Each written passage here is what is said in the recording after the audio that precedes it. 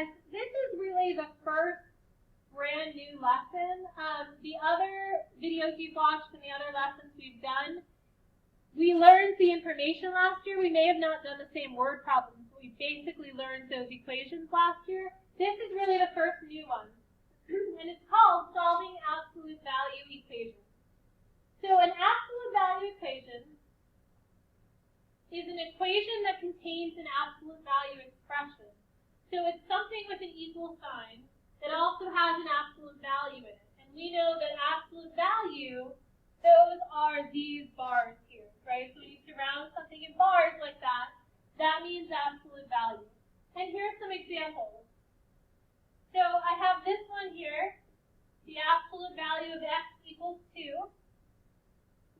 The way I read this one is the absolute value of x plus 1 is 5. And this one is 3 times the absolute value of 2x plus 1 is 6, or is equal to 6. So the way you're going to solve these is actually to solve two related equations.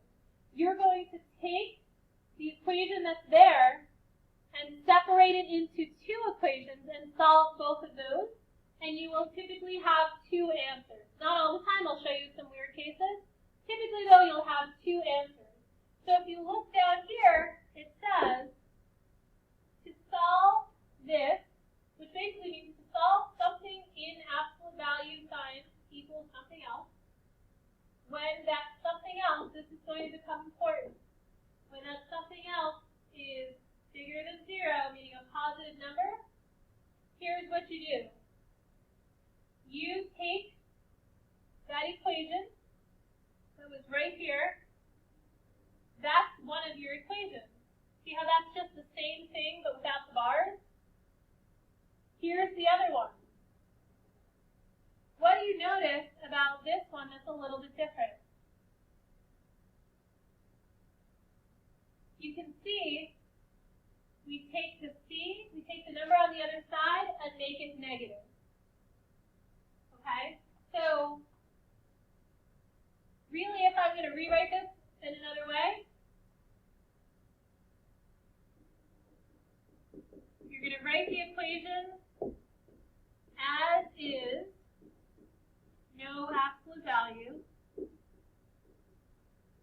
And then your other one is write equation equal to the negative number on the other side. Okay, this is going to make more sense when I show you with a real problem. So let's take a look. It says solve the absolute value of x minus 4 equals 6, graph the solution. And I'll show you how to graph it. So I'm going to copy this down here. If I have the absolute value of x minus 4 equals 6, like I said, I'm going to separate this into two equations. My first equation is just like it was, minus the absolute value bars. X minus 4 equals 6. My other equation, x minus 4 is the same, but what did we say to do to the 6? We make it negative. And now I have two really easy equations. Add the 4, x equals 10. Add the 4, be careful here, x equals negative 2. So I have two answers. My answer to this problem is x equals 10 or x equals negative 2. And if I graph this, it's really simple. I'm just going to make a quick number line.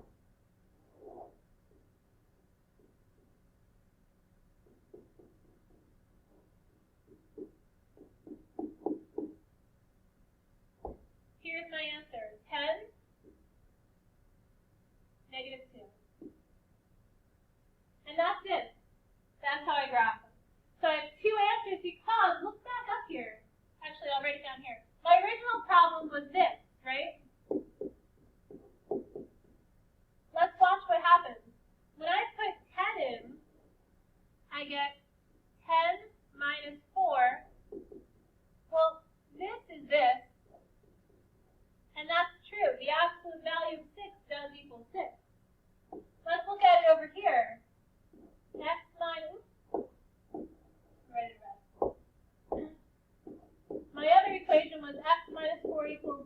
negative, oh, sorry.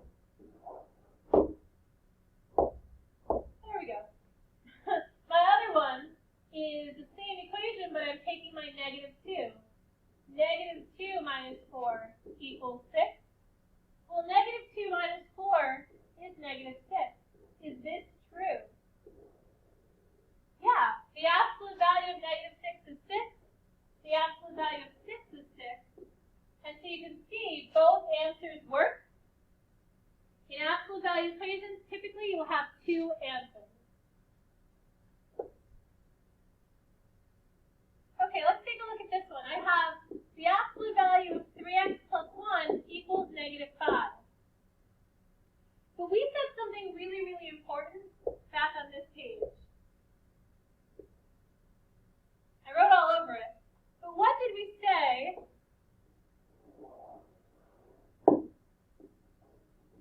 Right here.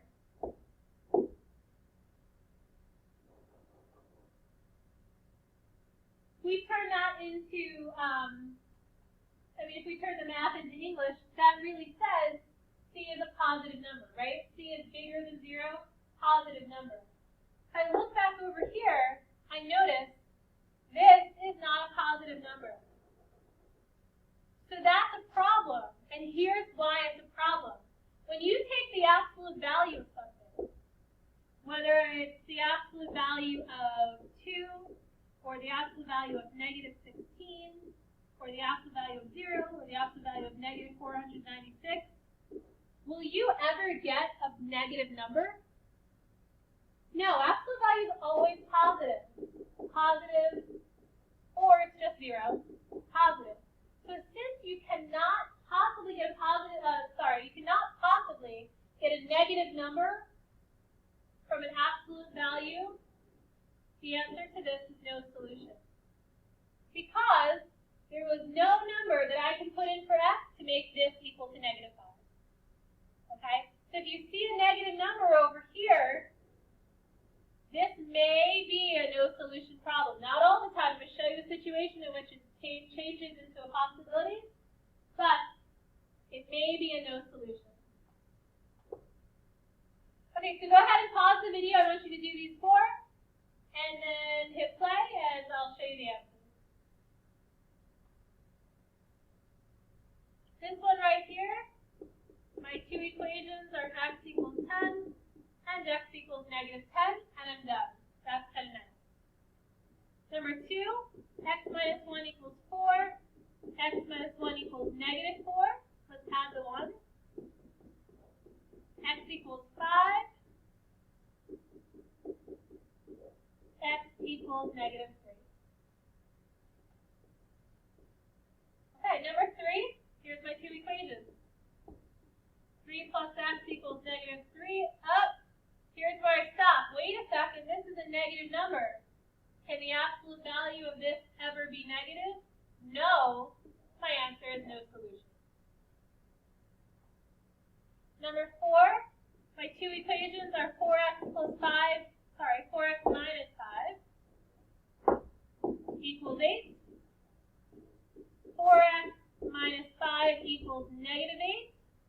Let's go ahead and move the 5 over. Let's divide by 4. And I can leave this as a fraction. Let's add 5.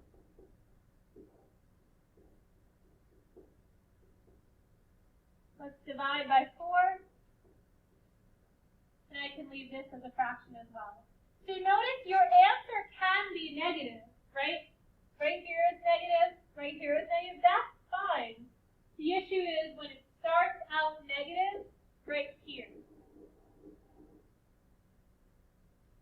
Okay, let's take a look at another one. This one's a little different because it has some extra numbers in it. Let me show you what you need to do. I'm going to copy it over here. Before you split it into both equations, what you need to do is make sure there is nothing on the left side except for stuff in bars.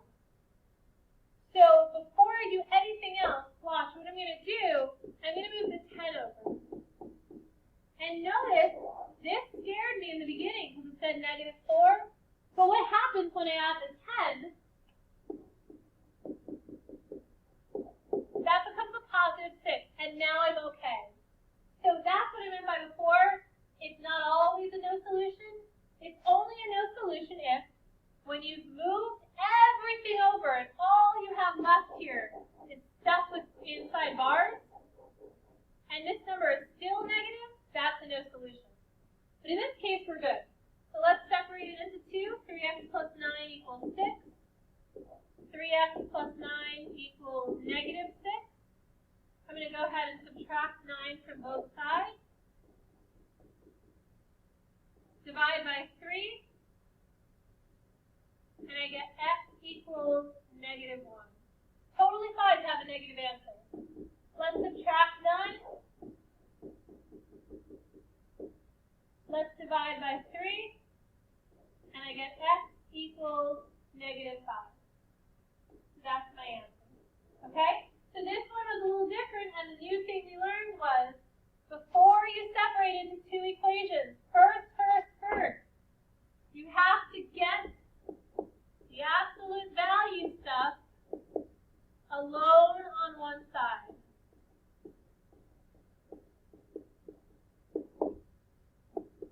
Then you separate into two equations.